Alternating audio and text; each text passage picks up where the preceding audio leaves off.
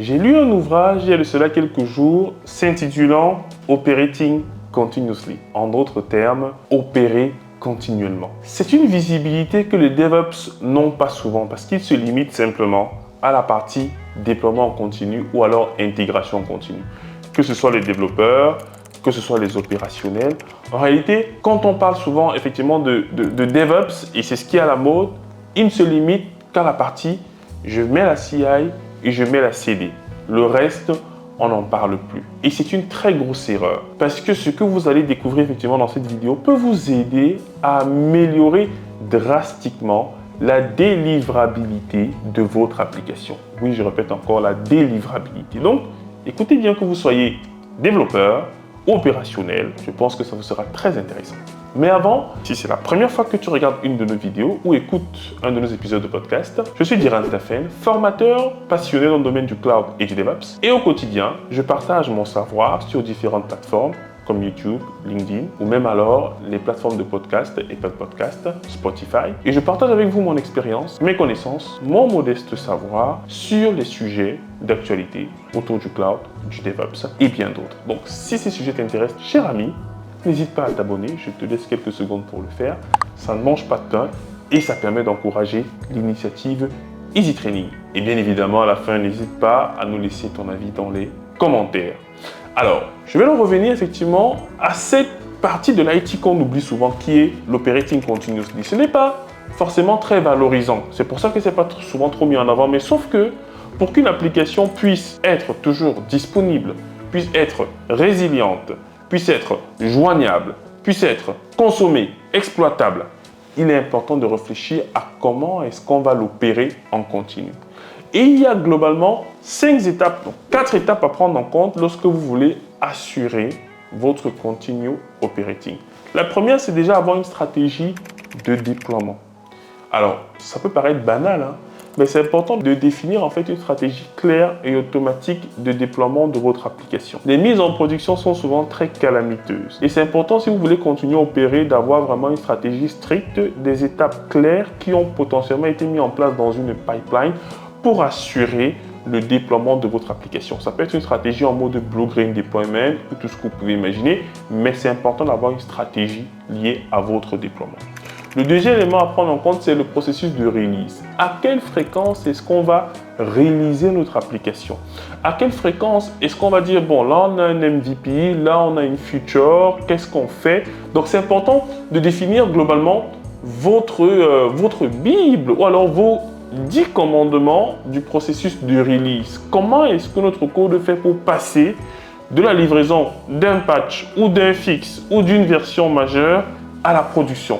On passe par quelles étapes? On déploie d'abord en pré-production, on déploie en staging, on déploie, etc. Et tout cela doit être automatisé et noté pour que tout le monde puisse exactement savoir ce qui arrive en termes de processus de release. Ne pas oublier dans la partie release d'inclure la sécurité pour être sûr que l'artefact que vous allez produire respecte les standards sécu. Très important. Ensuite, troisième élément, c'est la partie operate. Alors, comme je dis, c'est souvent la moins gratifiante, mais c'est comment est-ce que je gère mon application lorsqu'elle est déjà en production, c'est-à-dire les backups, les mises à jour, les patchs et tout ce qui va tourner autour des opérations régulières qu'on a à faire. Je considère par exemple que l'opération de migration de l'application ou même de scaling de l'application fait partie d'une opération que gèrent les ops, c'est-à-dire operate. Comment est-ce que je fais pour scaling, scale out, scale up, scale down mon application? C'est important de définir ça donc dans cette troisième étape qui est donc les opérations. Bien évidemment, c'est de connivence avec les amis développeurs parce que si on ne sait pas comment scaler l'application, du coup, on ne pourra pas en effet la faire scaler nous les opérationnels. Donc, il faudrait que les développeurs nous disent en effet que cette partie-ci est stateless, cette partie-ci est stateful. Comme ça, nous on sait par exemple sur le cluster Kubernetes comment rapidement scaler ça en vertical, en horizontal. Bref, il nous faut ces informations-là. Mais c'est donc très important de penser à la partie operate. Lorsque je veux backup par exemple mon application, comment est-ce que je fais? Est-ce que j'arrête complètement la base de données pour rendre mon service indisponible ou alors je crée un RAID réplica qui lui va me permettre effectivement de lire les données et donc de pouvoir les exporter? Toutes ces stratégies doivent être définies et automatisées, d'où le SRE.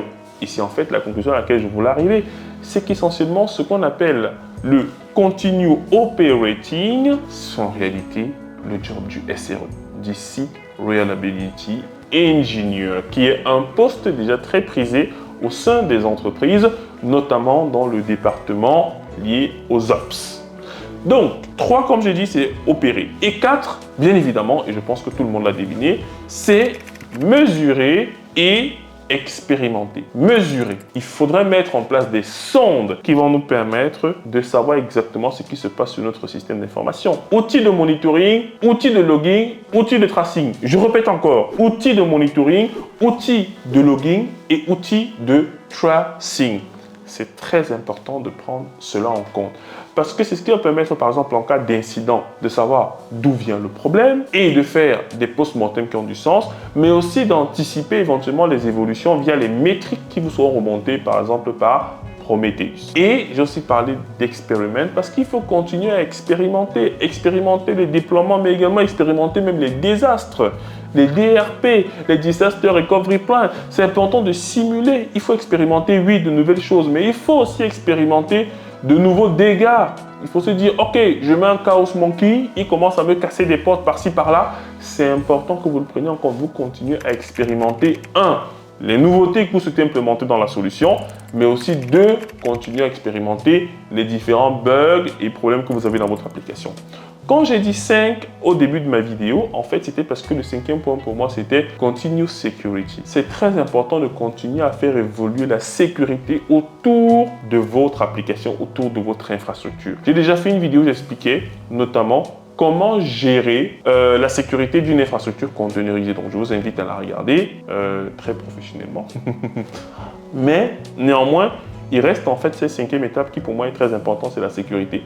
Je la martèle parce que beaucoup de gens qui me suivent, c'est soit des devs ou soit des ops. Pas beaucoup de personnes dans la sécurité. C'est pour ça que j'essaie de sensibiliser ceux qui ne sont pas des profils sécu, mais du coup d'être eux-mêmes moteurs dans la sécurisation de ce qu'ils mettent en place. On n'utilise pas n'importe quelle dépendance, on n'utilise pas n'importe quel module communautaire. On pense à gérer bien les secrets, on pense à scanner les ressources qu'on a mis en place.